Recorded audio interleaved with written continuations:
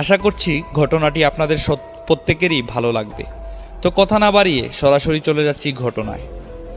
প্রিয় লিসেনার্স, ঘটনাটি যিনি আমাকে পাঠিয়েছেন বা আমার সাথে যিনি শেয়ার করেছেন তিনি আমাদের সিলেটেরই একজন, এবং তিনি আমাকে ওনার নাম পরিচয় গোপন রাখতে বলেছেন। তো সঙ্গত কারণে আমি ওনার নাম পরিচয় গোপন রেখেই আমি ওনার মতো করে ঘটনাটি আপনাদের সামনে উপস্থাপন করছি। আমি একটি বেসরকারি স্কুলে চাকরি করি। স্কুলটি চা বাগান থেকে 20-25 মিনিট দূরে অবস্থিত, এবং আমাকে প্রত্যেক দিনই স্কুলে সকাল 9টার দিকে আসতে হয়। তো সেদিন ছিল বৃহস্পতিবার, আমি স্কুলে এসেছি। স্কুলে আসার পর স্কুলের প্রধান শিক্ষক আমাকে ডাকলেন এবং আমার সাথে তিনি আলোচনা করলেন। বলে রাখা ভালো যে ওই স্কুলের শিক্ষক আমাকে খুব ভালোবাসতো এবং আমাকে খুব পছন্দ করত। তো তিনি যে কোনো কাজ বা যে কোনো অনুষ্ঠানে তিনি আমার সাথে পরামর্শ করতেন যে কোনটা কিভাবে করলে ভালো হয়। তো স্যার যখন আমাকে ডাকলেন তখন আমি স্যারের কাছে যাই। যাওয়ার পর স্যার আমাকে বললেন এরকম এরকম একটা অনুষ্ঠানের আমরা আয়োজন করতে যাচ্ছি, এবং সেই অনুষ্ঠানটি হবে এই সিলেটের চা বাগানে। তো সঙ্গত কারণে আমি চা বাগানের নামটি বলছি না। তো স্যার যখন আমাকে বললেন যে চা বাগানে অনুষ্ঠানটি তিনি ওইখানে করবেন, তখন আমি স্যারকে বললাম যে স্যার, হ্যাঁ, চা বাগানে করলে তো বিষয়টা অন্যরকম হয়, ভালো লাগবে, প্রাকৃতিক পরিবেশ আছে এবং চা বাগানে যা আমাদের ছাত্রছাত্রীরাও সেখানে অনেকটা উপভোগ করবে। তো প্রকৃতির কাছাকাছি থেকে আমরা অনুষ্ঠানটা সম্পন্ন করলাম। তো আমি স্যারের কথায় একমত হওয়ার পর স্যারও বললেন, হ্যাঁ, তাহলে তুমি এক কাজ করো, স্কুলের সবাইকে জানিয়ে দাও যে আমরা বনভোজনের আয়োজন করতে যাচ্ছি, এবং সবাই যেন 500 টাকা করে সবাই যেন সেখানে জমা দেয়, এবং সেখানে নাচ গান এবং বিভিন্ন সাংস্কৃতিক অনুষ্ঠান এবং খেলাধুলা হবে ওই বনভোজনের, এবং খাওয়া দাওয়ার ব্যবস্থা থাকবে। তো আমি সবাইকে জানিয়ে দিলাম যে নির্দিষ্ট একটি ডেট দিয়ে দিলাম যে এই নির্দিষ্ট তারিখের ভিতরে তোমরা সবাই টাকাটা জমা দিয়ে দিও নিজ নিজ শ্রেণী শিক্ষকের কাছে। তারপর প্রিয় লিসেনার্স, আমি কি করলাম, আমি স্যারের সাথে দেখা করলাম এবং বললাম, স্যার, আমি সব শ্রেণীতে বলে দিয়েছি যে সবাই যেন টাকাটা এই নির্দিষ্ট তারিখের ভিতরে দিয়ে দেয়। তারপর স্যার বললেন, হ্যাঁ, একটা কাজ তো শেষ করছো, এখন যে কাজটা বাকি আছে ওইটা হচ্ছে ওই যে চা বাগানে আমরা এই অনুষ্ঠানটি আয়োজন করতে যাচ্ছি ওই চা বাগানের যে কর্তৃপক্ষ আছে ওই কর্তৃপক্ষের কাছ থেকে অনুমতি আনতে হবে। তারপর আমি স্যারকে বললাম, হ্যাঁ স্যার, তাহলে আপনি চলেন, আপনি আর আমি দুজনে মিলে ওই যেই চা বাগানে আপনি আয়োজনটা করতে চাচ্ছেন ওই চা বাগানে গিয়ে আমরা কর্তৃপক্ষের অনুমতি নিলাম। তারপর আমরা নির্ধারিত তারিখে আমরা সেখানে অনুষ্ঠানটা শুরু করলাম। তো স্যারকে যখন আমি এই কথা বললাম, স্যার আমাকে বললেন, আমি তো একটু ব্যস্ত আছি, আমার অন্যান্য কাজ আছে, তুমি এক কাজ করো, তুমি আব্বাস স্যারকে নিয়ে ওই বাগানে চলে যাও এবং বাগানের কর্তৃপক্ষের কাছ থেকে অনুমতিটা নিয়ে আসো। তো বলে রাখা ভালো যে আব্বাস স্যার আমার সহকর্মী, সে আমার সাথে চাকরি করে। তো আমি স্যারকে বললাম, আচ্ছা স্যার, সমস্যা নাই, ঠিক আছে, আপনি আপনার কাজ করেন, আর আমরা দেখি আজকে আমরা অনুমতিটা নিয়ে নিব। তারপর আমরা কি করলাম, এই আব্বাস স্যারকে সাথে নিয়ে আমরা ওই চা বাগানে গেলাম। তখন বাজে প্রায় 3টা হবে, 3 কি 4টা হবে। তারপর আমরা যখন গেলাম ওই চা বাগানে, গিয়ে চা বাগানের একটা চেকপোস্ট ছিল। তো চেকপোস্টে আমরা কথা বললাম যে এরকম এরকম আমরা একটা অনুষ্ঠান করতে যাচ্ছি। তখন ওই চেকপোস্টের যিনি দারোয়ান ছিলেন তিনি আমাদেরকে বললেন যে আমি তো আসলে অনুমতি দেওয়ার কেউ নই, আপনি এক কাজ করেন, আমাদের স্যার আছেন ওই অফিসে, ওই বাংলোতে আমাদের স্যারও বসেন এবং অফিসেও স্যার বসেন। তো আপনি এক কাজ করেন, অফিসের সাথে যোগাযোগ করেন, অফিসকে যদি আপনি বলেন যে আপনারা এই অনুষ্ঠানটা করতে যাচ্ছেন, আশা করি তারা এই আপনাদেরকে এই ব্যবস্থাটা করে দিবে। তারপর আমি আর আব্বাস সাহেব কি করলাম, ওই অফিসে গেলাম। অফিসে যাওয়ার পর আমরা গিয়ে দেখলাম যে অফিসে ওই কর্তৃপক্ষের যিনি ম্যানেজার, বাগানের যিনি ম্যানেজার, ওই ম্যানেজার নাই। এখন আমরা তাদের সাথে কথা বললাম, তারা বলল, অফিসের যারা কর্মকর্তা ছিল তারা বলল যে এটা একমাত্র অনুমতি দিতে পারবে আমাদের ম্যানেজার সাহেব। তো ম্যানেজার সাহেব যেহেতু অফিসে নাই, আমরা সে ব্যাপারে আপনাদেরকে কোনো আশ্বস্ত করতে পারতেছি না বা কোনো কিছু বলতে পারতেছি না। দয়া করে আপনারা স্যার যখন আসবেন তখন আপনারা আসেন, অথবা আপনারা আরেকটা কাজ করতে পারেন, আপনারা স্যারের বাংলোতে চলে যেতে পারেন এবং বাংলোয় গিয়ে স্যারের সাথে বিষয়টা শেয়ার করতে পারেন। তারপর আমরা নিরুপায় হয়ে কি করব, তখন আমরা বললাম যে স্যার কখন আসবেন অফিসে। তখন তারা বলল আজকে হয়তো বা স্যার নাও আসতে পারেন, স্যার বাংলোতে আছেন, আপনারা বাংলো চলে যান। তারপর আমরা অফিসের যারা ছিল তাদেরকে জিজ্ঞাসা করলাম যে অফিস থেকে বাংলো কতটুকু দূরে। তখন ওনারা বললো যে প্রায় পায়ে হেঁটে যদি আপনারা যান তাহলে 30-40 মিনিট লাগবে পায়ে হেঁটে যেতে, এবং যদি গাড়ি দিয়ে যান তাহলে মোটামুটি 10 মিনিট 10 কি 12 মিনিট লাগবে, আপনারা চলে যেতে পারবেন।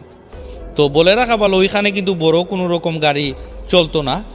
বড় রকম গাড়ি চলতো ওই যে বাগানের যে গাড়িগুলো ছিল, যেগুলো চা যখন সংগ্রহ করা হয় তখন এগুলা বহন করার জন্য যে গাড়ি ছিল ওইটা ছিল। এবং ওইদিকে বড় কোনো গাড়ি যেমন সিএনজি এগুলা নিষেধ ছিল টোটালি চলা।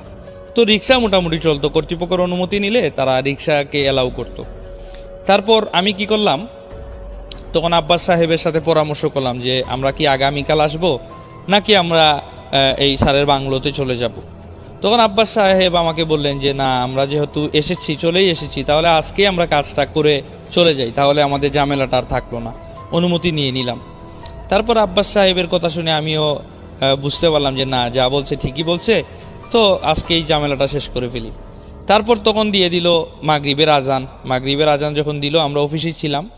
তো আমরা কি করলাম, অফিস থেকে 5-7 মিনিটের দূরত্বে একটি মসজিদ ছিল, ভাবলাম আমরা মসজিদে নামাজ পড়ে ফেলি, নামাজ পড়ে তারপর আমরা ওই দিকে রওনা হব। তো প্রিয় লিসেনার্স, আমরা ওই যে বাগানের যে অফিসটা ছিল সেখান থেকে আমরা চলে গেলাম মসজিদে গিয়ে আমরা মাগরিবের নামাজ পড়ে তারপর হালকা চা নাস্তা খেয়ে, একটা হোটেলে চা নাস্তা খেয়ে তারপর আমরা আবার রওনা দিলাম ওই বাগানের বাংলোর উদ্দেশ্যে। তো বাংলোর উদ্দেশ্যে যখন আমরা রওনা দিলাম প্রিয় লিসেনার্স, তখন আসলে আপনারা যদি সিলেটে অনেকে এসে থাকেন তাহলে বুঝতে পারবেন যে বাগানের যে এরিয়াটা, সিলেটের যে চা বাগানগুলো আছে বা অনেক পাহাড় আছে, পর্বত আছে, এগুলো আছে, তো এইগুলাই দেখবেন আপনারা মোটামুটি এইগুলা নীরব থাকে সব সময়। কারণ ওইদিকে তো সাধারণ মানুষের বসবাস থাকে না, বা ওইখানে চারিদিকে শুধু বাগান আর গাছপালা, ওইদিকে সাধারণ মানুষ বসবাস করে না। তো ওইদিকে খুব একটা চিৎকার চেঁচামেচি নেই, অনেকটা নির্জন জায়গা। আর আমরা যখন এখানে মোটামুটি মাগরিবের নামাজ পড়ে আমাদের মোটামুটি 7টা বেজে গেছিল, আমরা যখন অনুমতি নেওয়ার জন্য যাচ্ছিলাম, তো 7টা বেজে গেছিল, তখন কিন্তু প্রিয় লিসেনার্স অনেক নির্জন এবং অনেক শুনশান নীরবতা ছিল সেখানে, এই বাগানে আর কি। তো আমরা তখন দুজনে উচ্চশিক্ষিত মানুষ ছিলাম এবং আমরা ভাবছি যে কোনো সমস্যা হবে না, বা আমরা চিন্তা করলাম এগুলো তো ভূত প্রেত বলতে কিছু নাই। তো আমরা যে যার মতো করে আমি আর আব্বাস স্যার দুজনে মিলে বাগানে চলে গেলাম, ওই বাংলোতে চলে গেলাম, যাতে আমরা অনুমতিটা নিয়ে আবার আমরা চলে আসতে পারি। তো যেই কথা সেই কাজ, আমি আর আব্বাস স্যার একসাথে চললাম ওই বাংলোর উদ্দেশ্যে। এবং বলে রাখা ভালো প্রিয় লিসেনার্স, যে বাংলোটা, ওই বাংলোর আমরা যে লোকেশন, ওইটা কিন্তু সোজা রাস্তা ছিল, বাগানে কোনো চারিদিকে কোনো রাস্তা ছিল না, ওই একটা রাস্তাই ছিল। এবং ওই এক রাস্তা দিয়ে সোজা গেলেই ওইখানে বাংলোটা আর কি দেখা যেত, যে ম্যানেজার সাহেবের যে বাংলো, ওই বাংলোটা দেখা যেত। তো আমরা ওই যে অফিসের কর্মচারী বা দারোয়ানের কাছ থেকে আমরা ওই ডিটেলসটা নিয়েছিলাম যে কোন দিকে গিয়ে কিভাবে ওই বাংলোতে আমরা যেতে পারবো। তো তারা আমাদেরকে একটা নির্দিষ্ট একটা লোকেশন দিয়েছে, তো আমরা ওই লোকেশন অনুযায়ী চলতে লাগলাম। তো প্রিয় লিসেনার্স, যখন আমরা ওই বাংলোতে যাওয়ার জন্য এই রওনা হলাম, তখন আমাদের সাথে কোনো ঘটনা ঘটে নাই। আমরা প্রায় 40-45 মিনিটের ভিতরে ওই বাংলোতে গিয়ে পৌঁছালাম। তো যখন আমরা পৌঁছালাম, তখন বাংলোতে যাওয়ার পর আমরা ম্যানেজার সাহেবের যে গেস্টের জন্য যে সোফা টোফা ছিল ওনার বাসার সামনে, ঘরের সামনে, তো এখানে ওনার যে মালি ছিল এবং ওনার বাসার দায়িত্বে যিনি কাজ করতেন, উনি আমাদেরকে বলেন যে আপনারা বসুন, স্যার ভিতরে আসেন। তারপর আমরা ওই সোফায় বসলাম। বসার পর প্রায় 10 মিনিট পর ওই ম্যানেজার সাহেব আসলেন। ম্যানেজার সাহেব যখন আসলেন, তখন আমি আর আব্বাস সাহেব ম্যানেজার সাহেবকে সালাম দিলাম।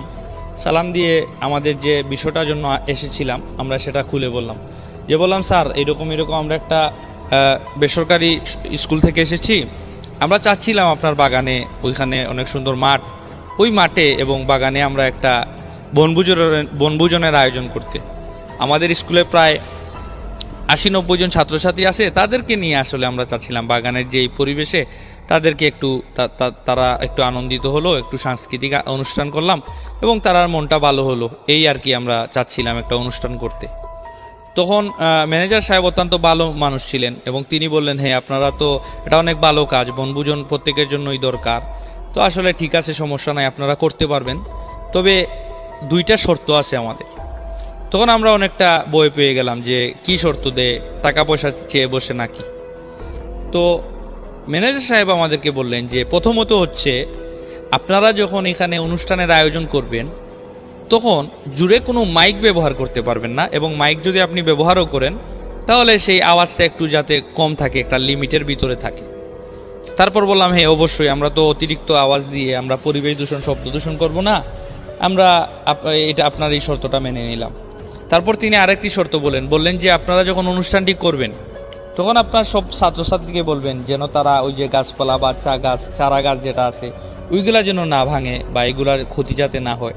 এবং আরেকটি কথা, আপনারা সেখানে যদি কোনো প্রকারের ময়লা আবর্জনা ফেলেন সেগুলা দয়া করে ফেলবেন না, এতে পরিবেশ দূষিত হবে। আপনারা নির্দিষ্ট ডাস্টবিন নিয়ে আসবেন বা আমাদেরকে বলবেন, আমরা সেটা আপনাদেরকে দিব, আপনারা ওইখানে এই ময়লা আবর্জনাগুলো ফেলবেন নির্দিষ্ট একটি স্থান।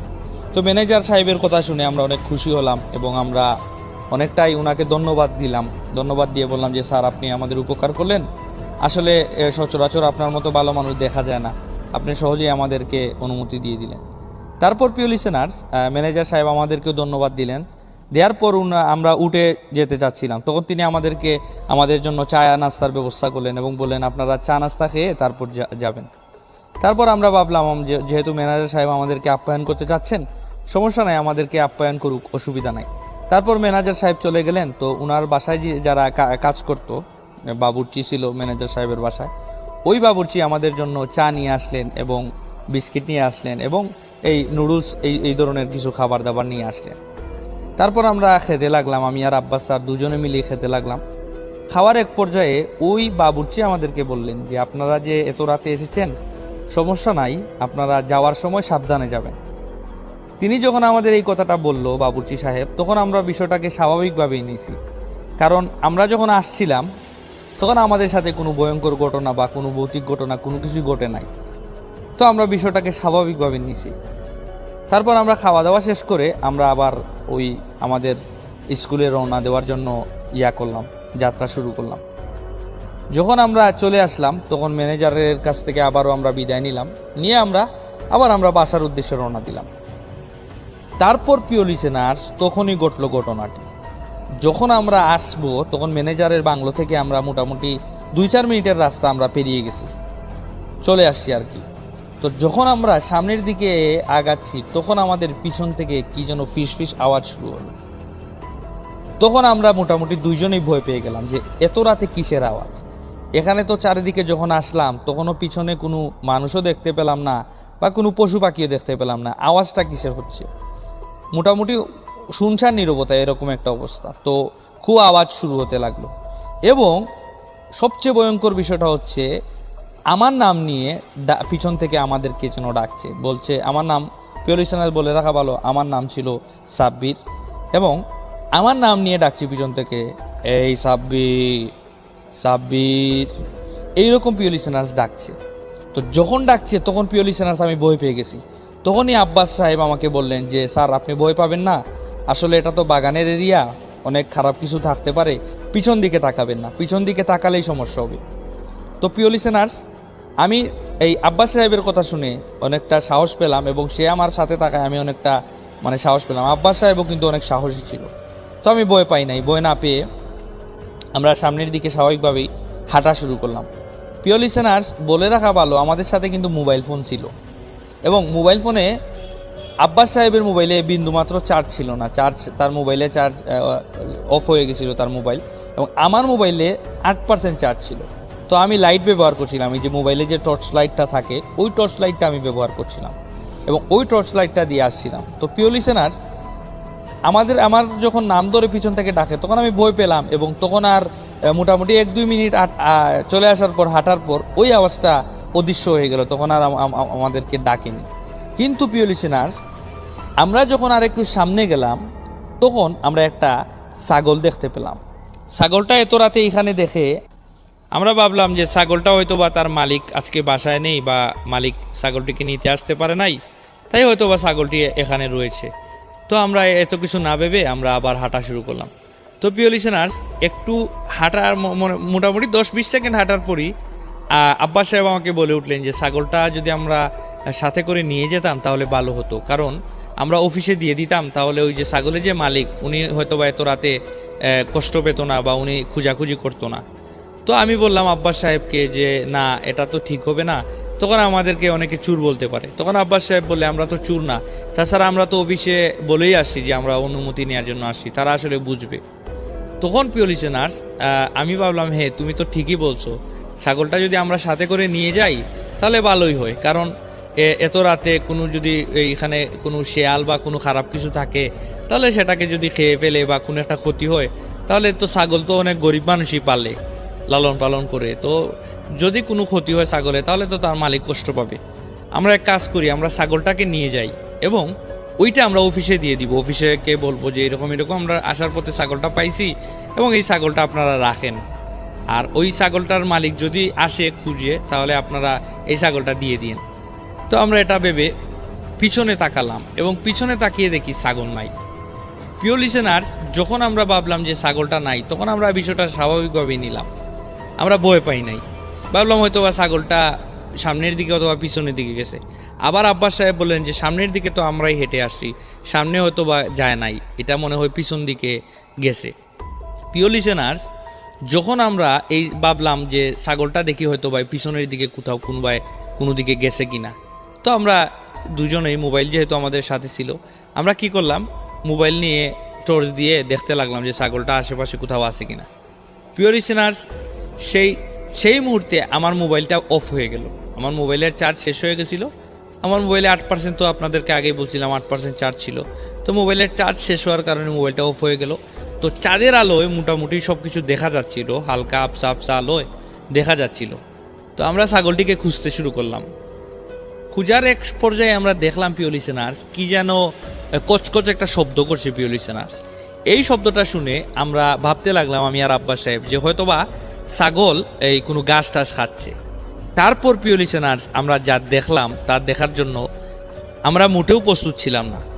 প্রিয় লিসেনার্স, আমরা দেখলাম ওই ছাগলটা একটি লাশের মাথা চিবিয়ে খাচ্ছে। আমরা ওই চাঁদের আলো স্পষ্ট দেখতে পেলাম, আমরা দুজনেই দেখলাম।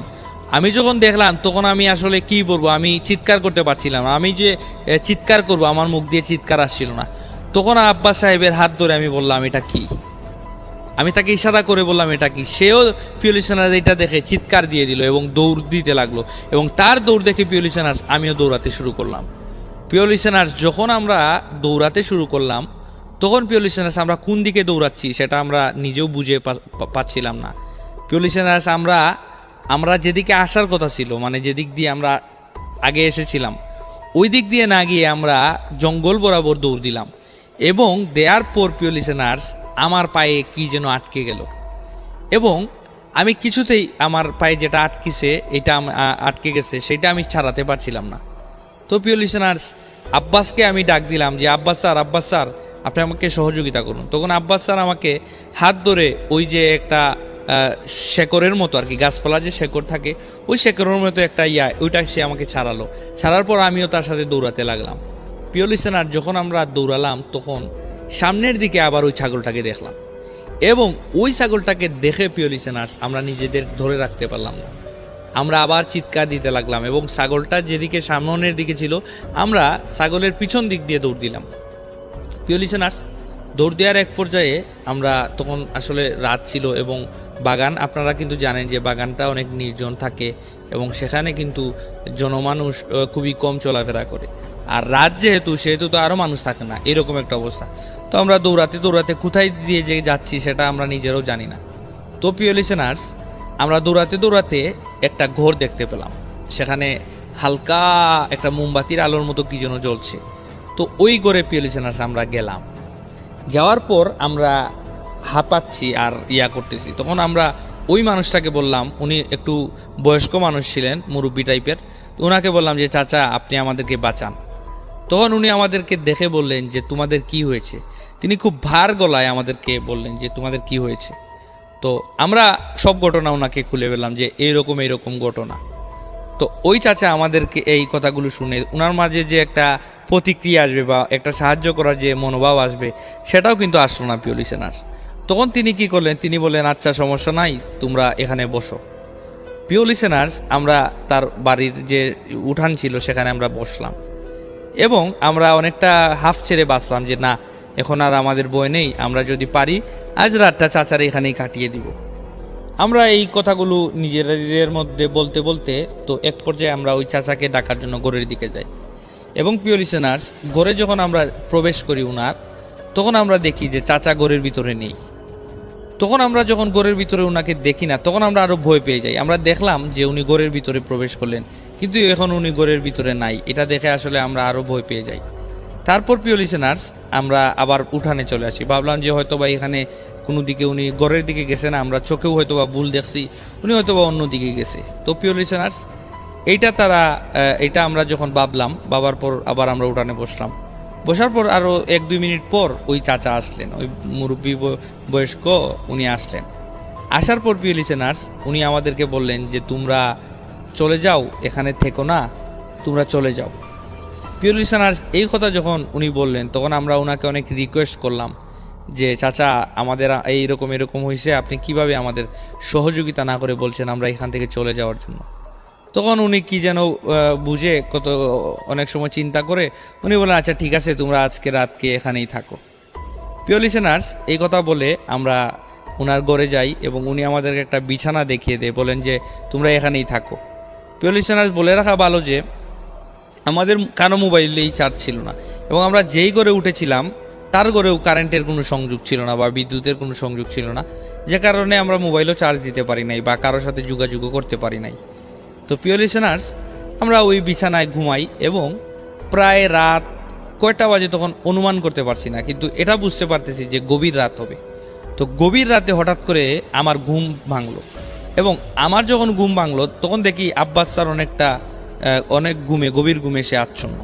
তখন আমি আব্বাস স্যারকে ডাক দিলাম, বললাম স্যার স্যার, তাকে আমি ফিসফিসিয়ে ডাকলাম, কারণ তখন আমার এই বাথরুমে বা টয়লেটে যাওয়ার প্রয়োজন ছিল আর কি, আমার একটু বাইরে যাওয়ার প্রয়োজন ছিল, কারণ আমার প্রস্রাব ধরছিল। তো আমি আব্বাস সাহেবকে ডাক দিলাম, ডাক দিয়ে বললাম আমার সাথে একটু চলুন, আমি একটু বাইরে যাব। তারপর আব্বাস সাহেব বললেন যে কেন, আপনি কেন বাইরে যাবেন? তখন আমি তাকে বললাম না, আমার একটু বাথরুমে যেতে হবে বা টয়লেটে যেতে হবে। তখন আব্বাস সাহেব কি করলেন, আমাকে বলেন আচ্ছা চলো। তারপর আমি আব্বাস সাহেবকে নিয়ে টয়লেটের দিকে রওনা হলাম, এবং প্রিয় লিসেনার, সেখানে যা দেখলাম তা দেখার জন্য আমরা মোটেও প্রস্তুত ছিলাম না। ওইখানে গিয়ে দেখি ওই যে মধ্যবয়সী যিনি ছিলেন, উনি ওই টয়লেটের কাছে উনি পড়ে আছেন। তো এইটা দেখার পর আমরা দৌড়ে গেলাম। দৌড়ে গিয়ে আমরা ওনাকে বললাম যে চাচা, আপনার কি হয়েছে, আপনি এখানে পড়ে আছেন কেন?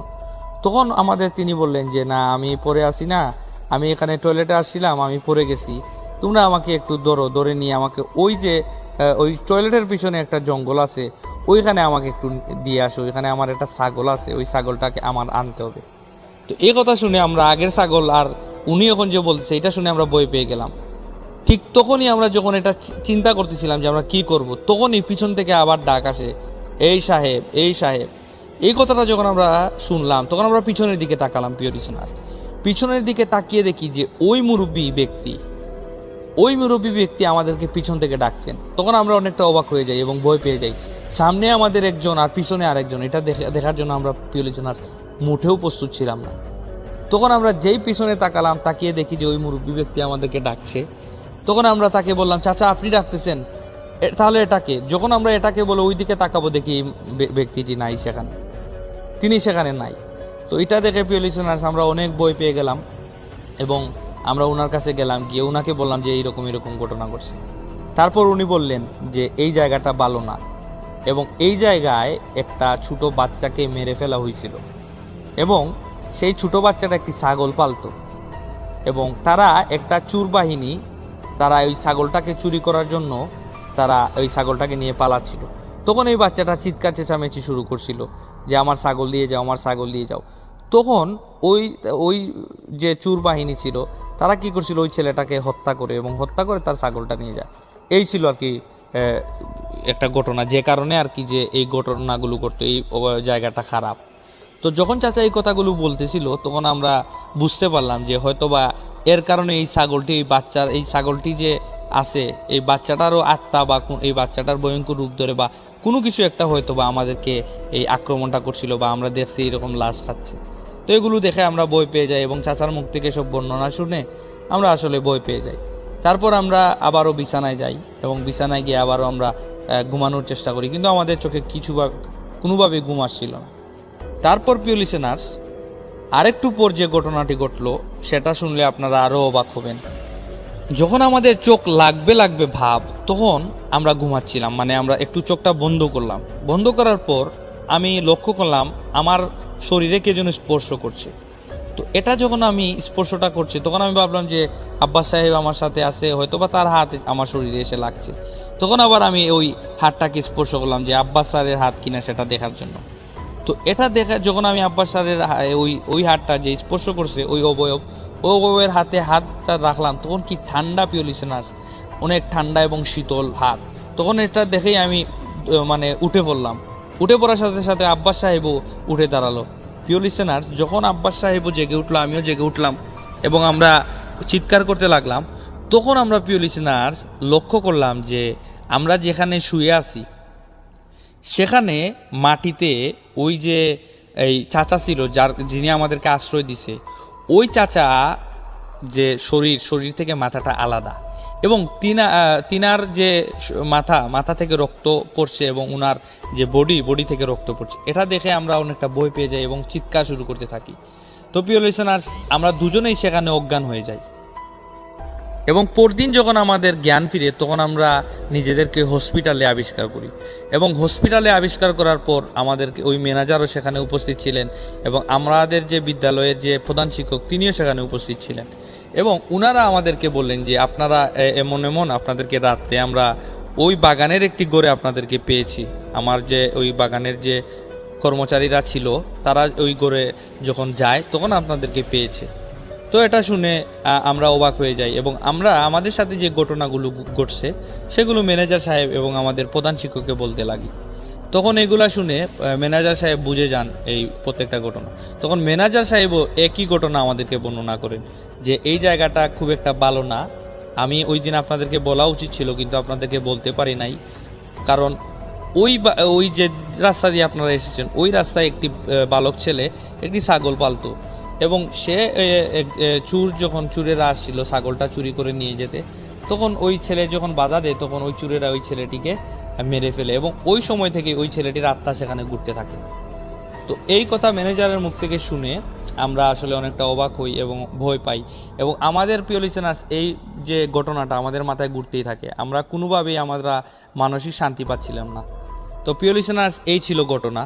এই ঘটনাটি সাব্বির এবং আব্বাস নামক দুজন সম্মানিত স্যার ওনারা হোয়াটসঅ্যাপের মাধ্যমে আমাকে শেয়ার করেছেন। তো ওনারা যেভাবে আমাকে বলেছেন আমি আপনাদেরকে সেভাবেই পড়ে শুনিয়েছি, শেয়ার করেছি আপনাদের সামনে।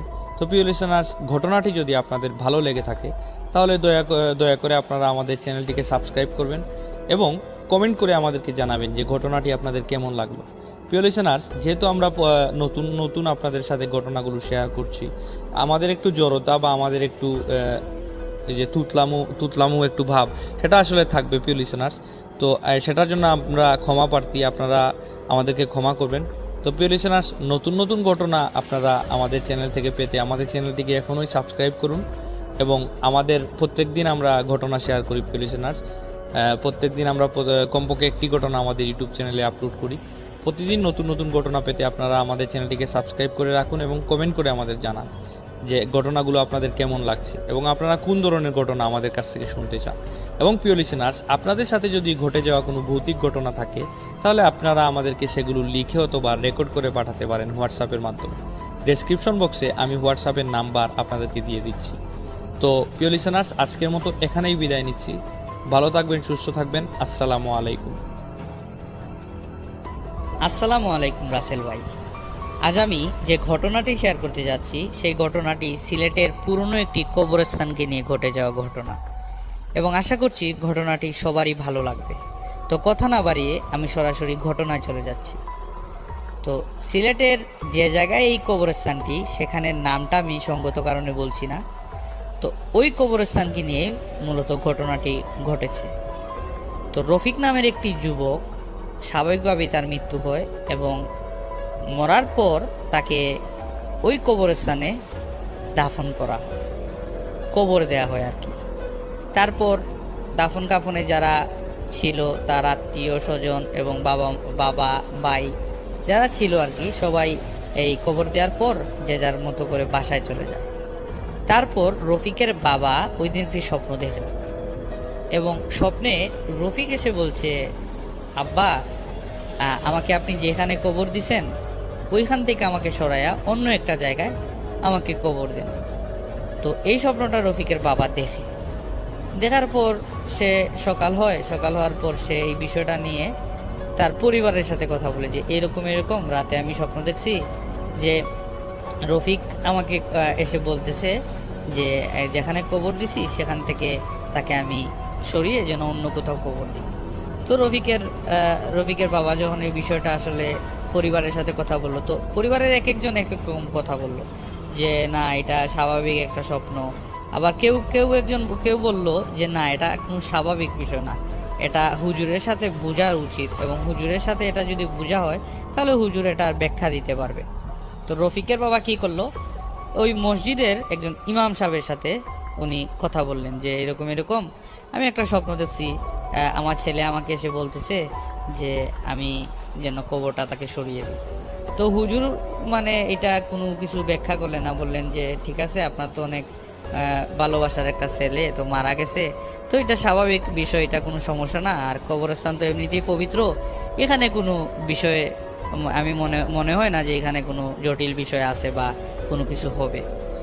তারপর রফিকের বাবা এই কথা বুঝে যে অনেকটা ভালো লাগে কথা শুনে, হুজুর মানুষ বলছে, তো হুজুরের কথা শুনে রফিকের বাবা বাসায় চলে যায়। বাসায় গিয়ে তার রফিকের মা জানতে চায় যে হুজুর কি বললেন বা হুজুরের সাথে কি পরামর্শ করছে। তো রফিকের বাবা বললেন না হুজুর খুব একটা কিছু বলে নাই, বলছে সমস্যা নাই। তারপর প্রিয় লিসেনার্স, 1-2 দিন কিন্তু কোনো সমস্যা হয়নি, কোনো স্বপ্নও কেউ দেখেনি। 3 নাম্বার দিনে প্রিয় লিসেনার্স আবার রফিক তার মা যখন ঘুমিয়েছিল তখন মা একটি স্বপ্ন দেখতে পায় এবং একই স্বপ্ন রফিকের মাও দেখে। যে রফিক এসে বলতেছে যে আম্মা আমাকে যেখানে কবর দেওয়া হয়েছে আমার কবরটা সরিয়ে অন্য কোথাও কবর দাও।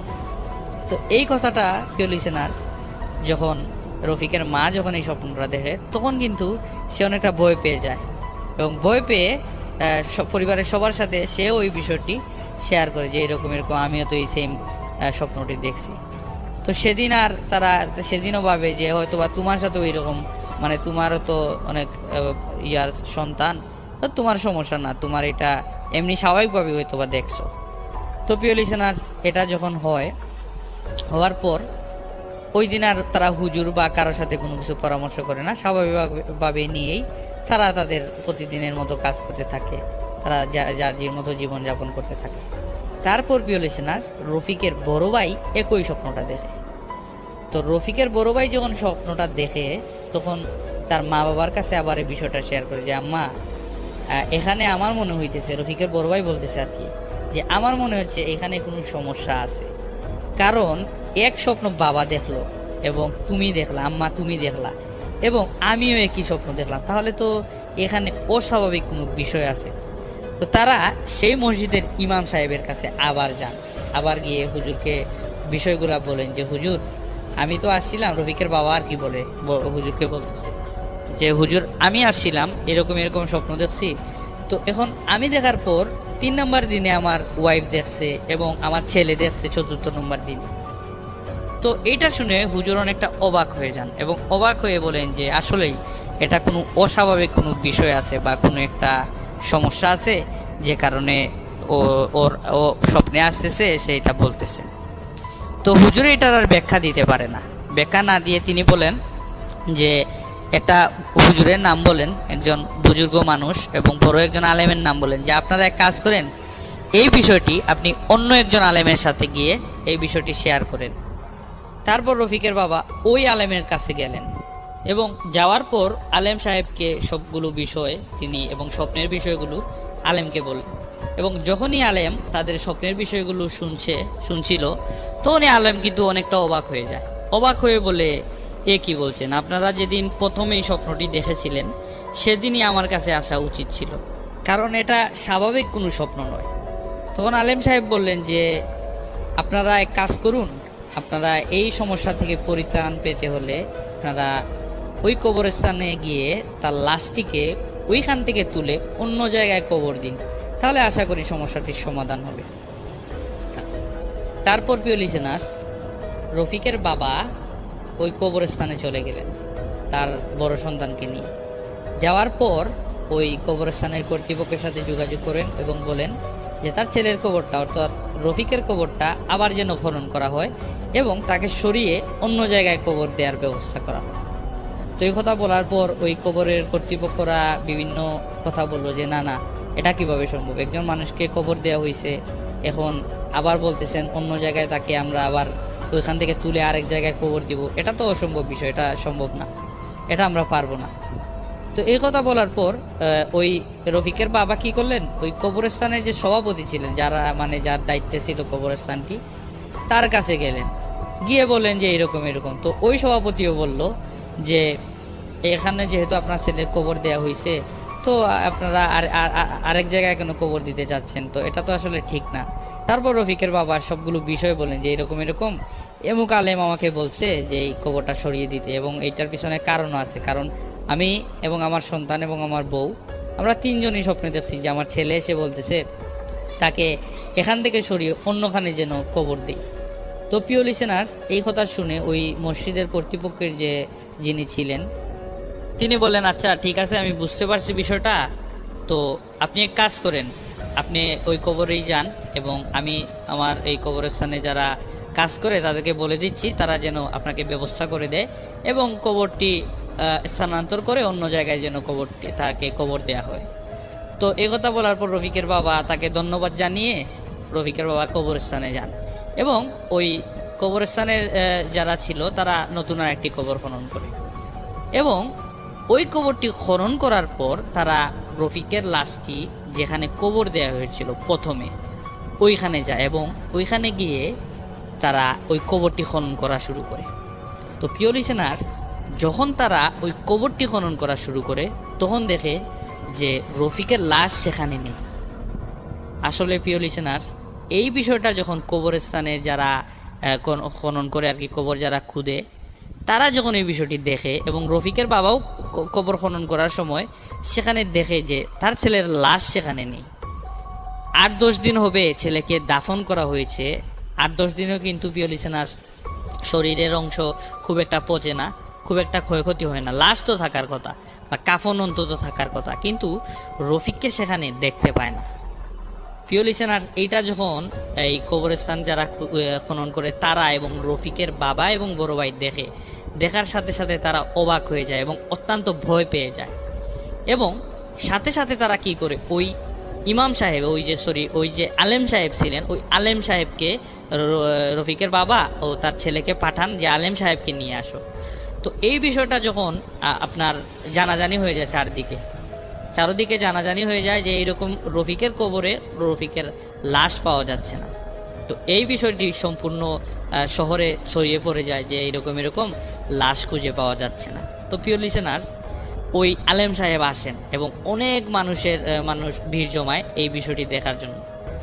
তো আলেম সাহেব যখন আসার পর তিনি লক্ষ্য করেন যে আসলেই এখানে কবর দেওয়া হয়েছে নতুন কবর, বাঁশগুলো নতুন।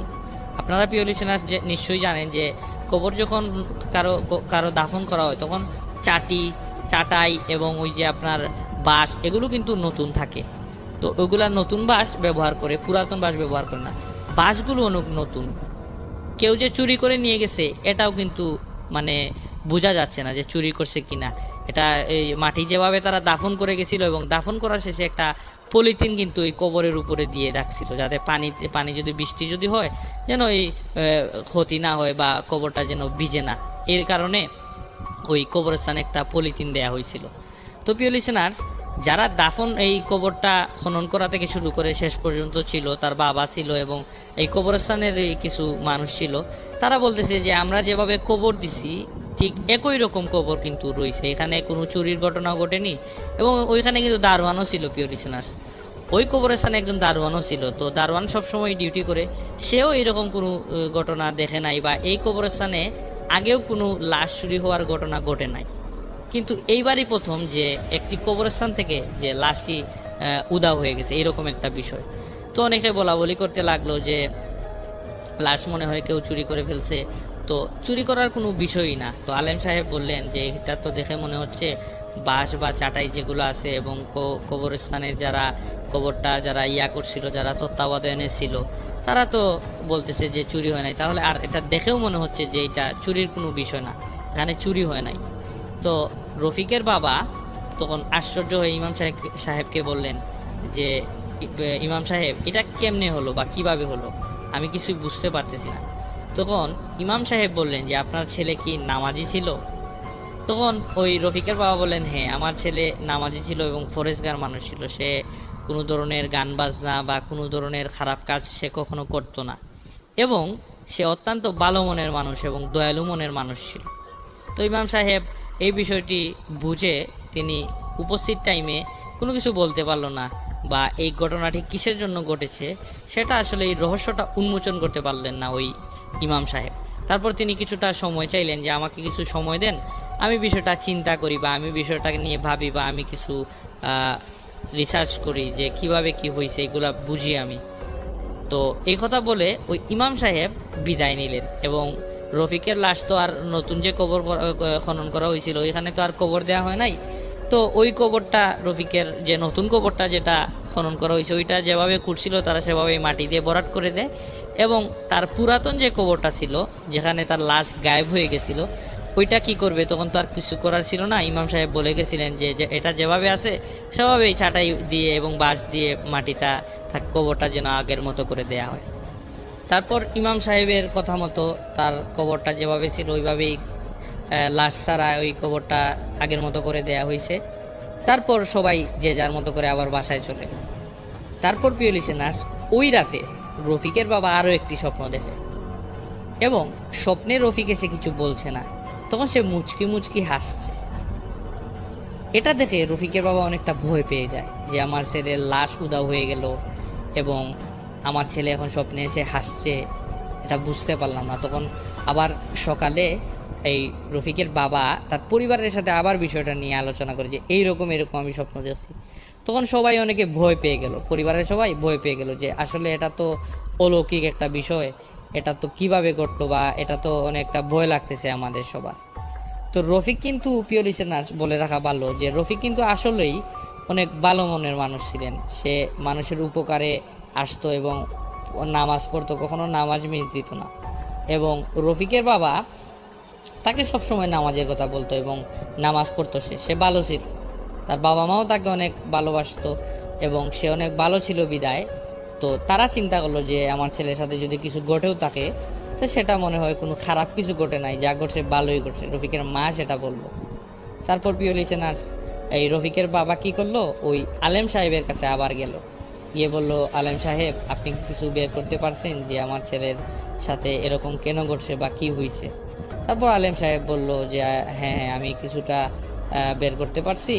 আমার অধীনে যে জিন ছিল আমি ওই জিনেদের কাছ থেকে কিছু তথ্য সংগ্রহ করছি।